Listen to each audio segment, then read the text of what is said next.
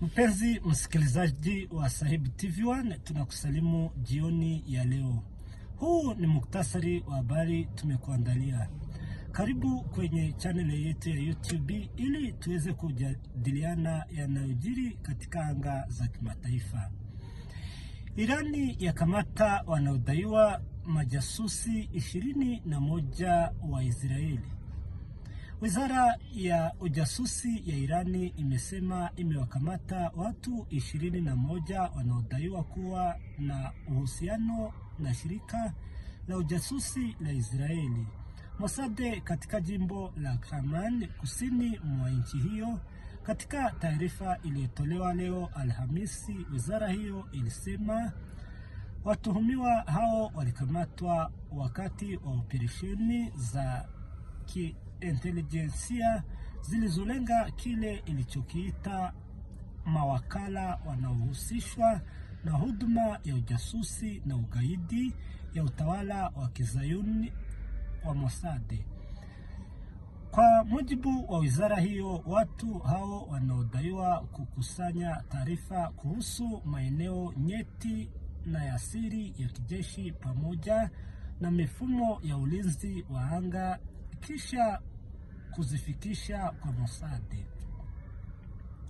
Irani haikutoa ushahidi wa madai hayo, huku Israeli ikiwa haijatoa tamko lolote kuhusu tuhuma hizo. Habari moja kwa moja zitupeleke nchini Uganda. Raia wa Uganda waomboleza kifo cha nahodha wa timu ya Uganda baada ya kushambuliwa na genge la majambazi. Raia wa Uganda wanaomboleza kifo cha mmoja wa wachezaji wa soka maarufu nchini humo, David Oori, aliyefariki akiwa na umri wa miaka 27 baada ya kushambuliwa na majambazi wanaoshukiwa kuwa walikuwa wakitaka kumuibia karibu na nyumbani kwake jijini Kampala. Polisi nchini Uganda wamesema Oori aliuawa baada ya kupigwa vibaya alipojaribu kupinga jaribio la kuibiwa simu yake ya mkononi na mali nyingine. Tukio hilo limezua majonzi makubwa na kuchochea hasira za umma kuhusu ongezeko la uhalifu nchini Uganda.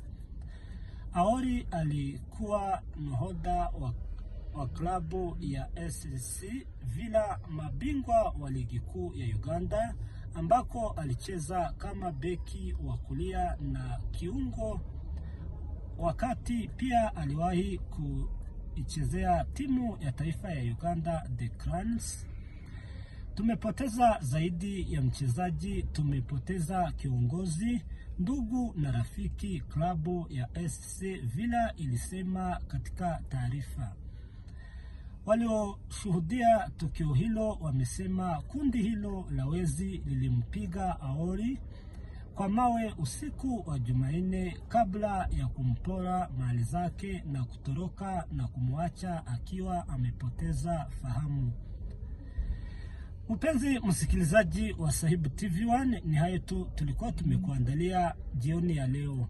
Tukikukumbusha, kama wewe ni mara yako ya kwanza kufika kwenye channel yetu ya YouTube, tunakuomba kufanya subscribe, share, pia comment ili uweze kupokea matangazo yetu. Tunakutakia jioni njema. Kwaheri.